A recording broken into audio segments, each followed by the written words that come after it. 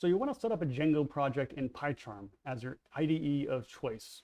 You probably want to run some unit tests, maybe pick off a specific test to run, maybe set a couple of breakpoints and use the debugger to step through tests to understand how things are working. PyCharm's a really good product for this, but before you proceed, there is at least one gotcha you should be aware of. So the free community version of PyCharm works great for pretty much all regular Python projects. If they're using unit test or PyTest or Nose, probably a few others as well, PyCharm works great. Unfortunately for Django specifically, and Django tests associated with Django projects, a little bit of extra wiring is required for the IDE magic to work as you would expect it to for something like PyCharm. And so that is unfortunately in the paid professional tier of this software. In my case, I am using PyCharm Professional 2020.3. The steps that you're about to see have been, I think, the same for as many years as I can remember, and will probably be the same for years to come. If you're not using the professional version of PyCharm, several of the things you'll see will not be present in your version of the software, or probably won't be present.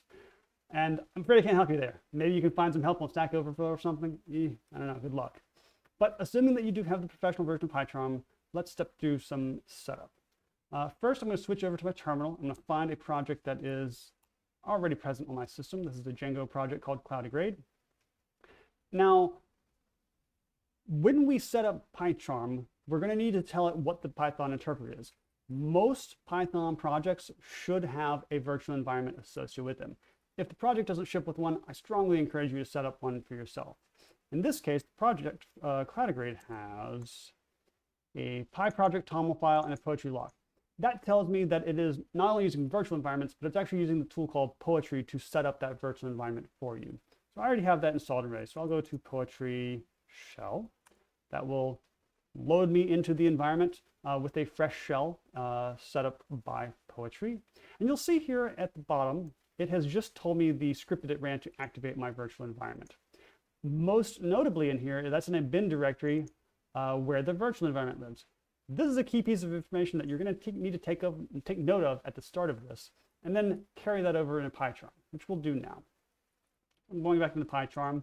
I've already imported the code for my project at Cloudigrade. You can see it's in the sidebar. We have all the code that's relevant and interesting. Fantastic.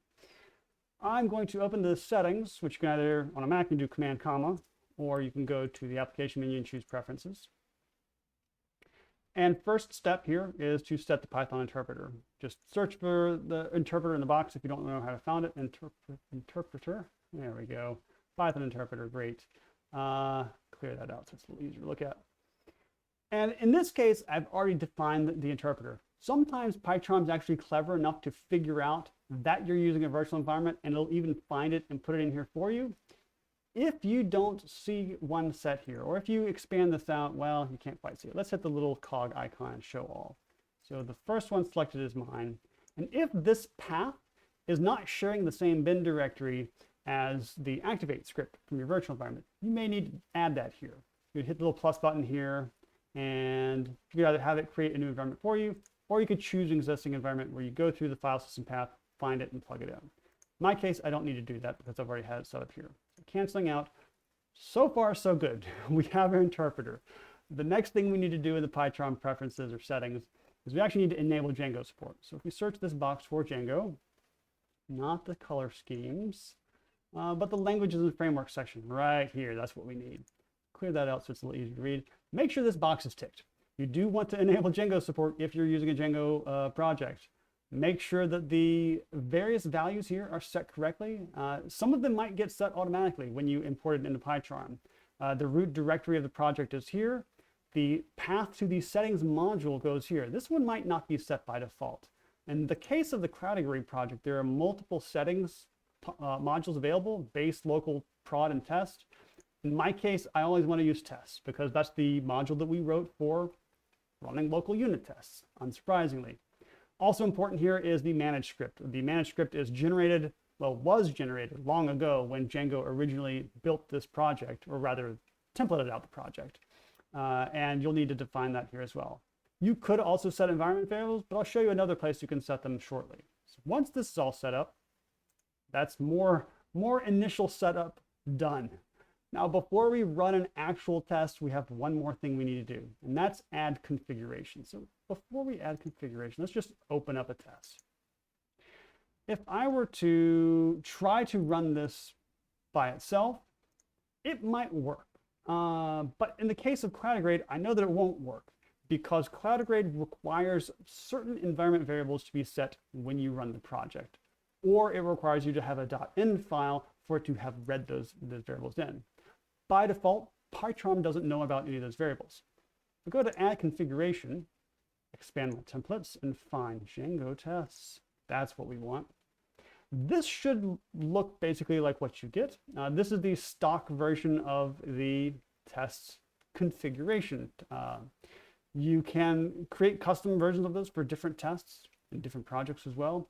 But what's interesting here is that we can set environment variables, we can change the interpreter, add more options, all this fun stuff here. This is effectively changing the way you might run the manage py test command from the command line.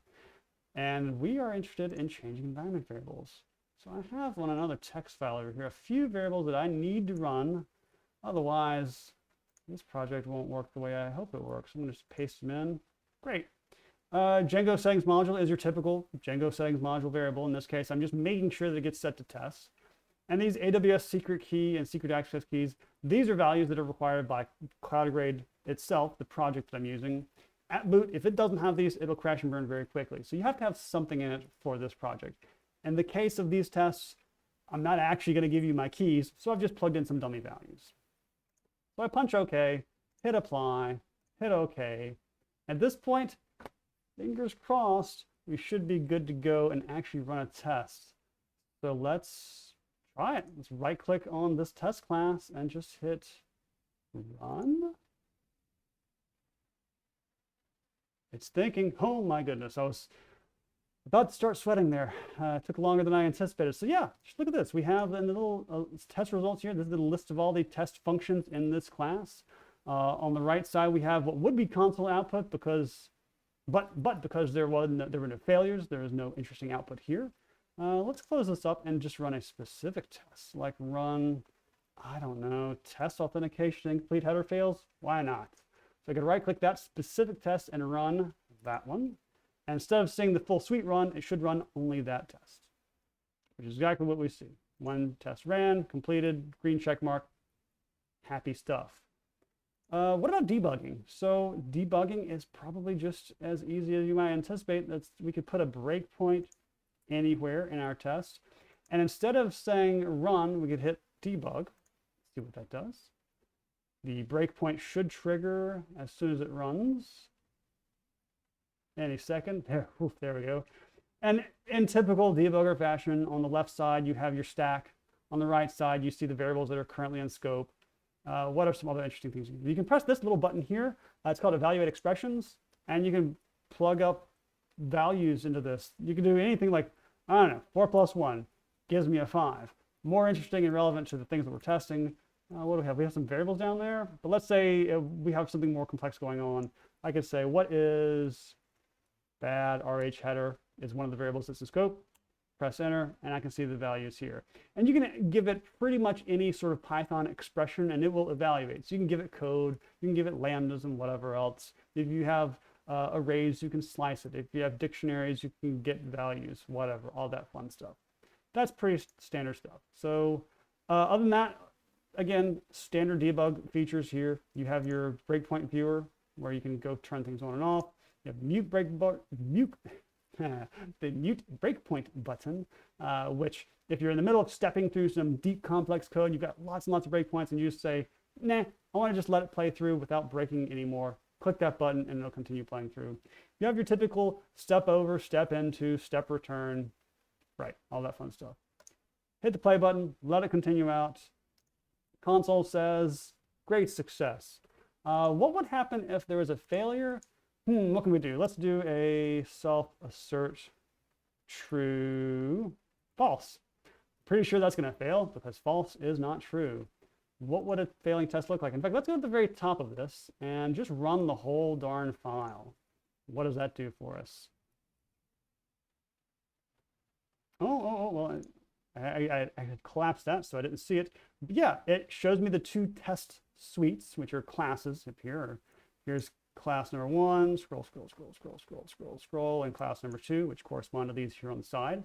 And you can see this little X mark in yellow or amber. The amber circle with an X indicates a test failure, which is different from a test error. So let's see what would be different in this case. So in this case, we see a assertion error, false is not true, surprise, surprise. And if I click that there, it jumps me to the line where that was occurring. What if there was not, what if not necessarily was an assertion failure, but there was actually a problem with the code? Whether there's a problem with the test code or the code that the test is testing, it doesn't matter where it is. But let's just say raise exception, right? So gonna blow it up, bad things are gonna happen. Let's rerun all the tests. Takes a few seconds to initialize. I'm not sure why it's collapsing. But in this case, you can see now it is a red circle with an exclamation mark in it. And that icon means that it's not necessarily a test failure, but an error, which means that something has gone wrong with the execution, not something has gone wrong with the assertion.